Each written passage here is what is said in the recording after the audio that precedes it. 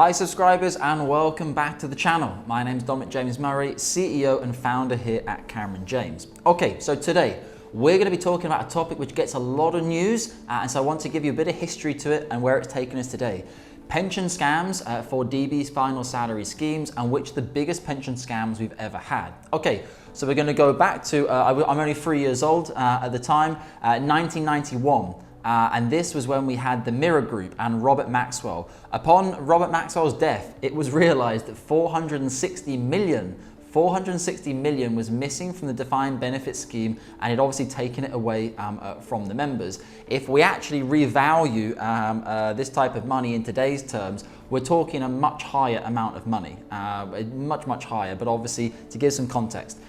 Then fast forward to more recent events. The two biggest ones which you probably would have heard of is the BHS Scandal with obviously Mr. Green. Effectively, he was ordered to repay 300 to 400 million back to the scheme.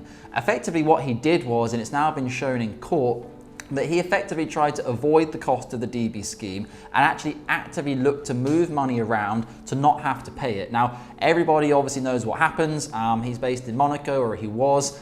It was in the papers. And I think from a PR perspective, and the TPR, the pensions regulator, also got involved and ordered him to repay that money back to the defined benefit scheme. This is an example of why the pensions regulator in the UK does a very good job of policing the system. In fairness, they have a vested interest to police the system well, because if people do end up insolvent DB schemes, they have to go to the Pension Protection Fund, which obviously is a government-funded organisation. Obviously, it receives levy from the DB schemes as well in order to pay out any possibilities.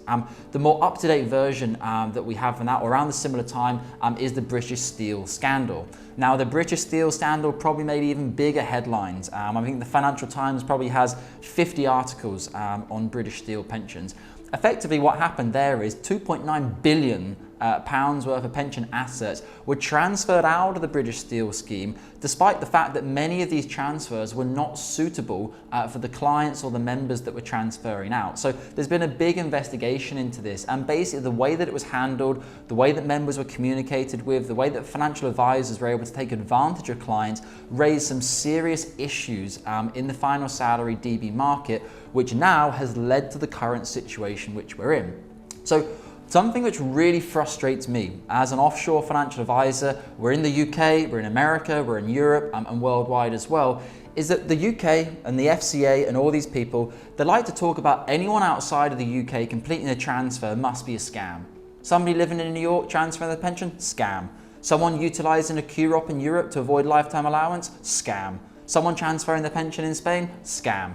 And it's a little bit frustrating, because if we actually look at the biggest scams that have happened in the DB pension transfer, it's been in the UK, right underneath the FCA's nose. And obviously I have good words to say for the FCA and the way they're tackling this now. They're making the process stricter for people to have transfers. They're trying to cut out the amount of people who shouldn't be transferring in the first place. But we have to look at this and understand that actually where we are now, the process you're most likely already researching of how difficult it is to do a final salary pension transfer now is because of these things that have happened in the past in the UK. Now, that's not to say that offshore advice is excellent, far from it. Commission was banned in the UK in 2012 as part of the RDR review. This meant financial advisors could no longer receive opaque commission or money or trail or back-ended funds from any of the products that they use with you. Unfortunately, the international market, this is still not true. Many advisory firms do work on large commissions and back-ended payments. So I'm not saying the offshore market is brilliant and the UK is bad. It's probably still the opposite. The UK market is very good and the offshore market is a little bit more murky. You may well have already come across that in your research if you've spoken to more than 2 or 3 firms in the industry. But it's just making the point that they're the issues that have happened, and that's why we're in this difficult process now of completing final salary pension transfers, which as of the 30th of November 2021 has got even worse. Anybody requesting a CETV from the 1st of December 2021 will now have to go through a further due diligence process, which is likely going to include you completing a telephone call with the money advisory pension service in the United Kingdom.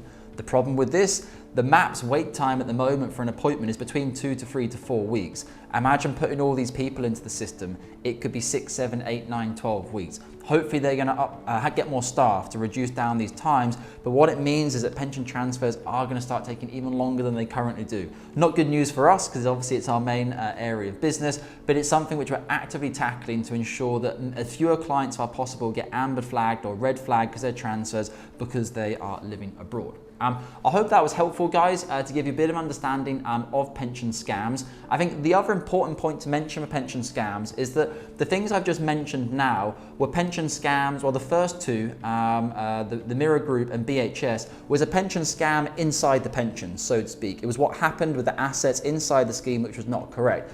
The British Steel scam was actually the transfer advice which was allowed to be given as a result of them giving members the option to transfer out. A third sort of definition of a scam, which I actually agree with the FCA and I think is a good standpoint, and the TPR as well, is that they deem any excessive fees that a client pays to be a scam.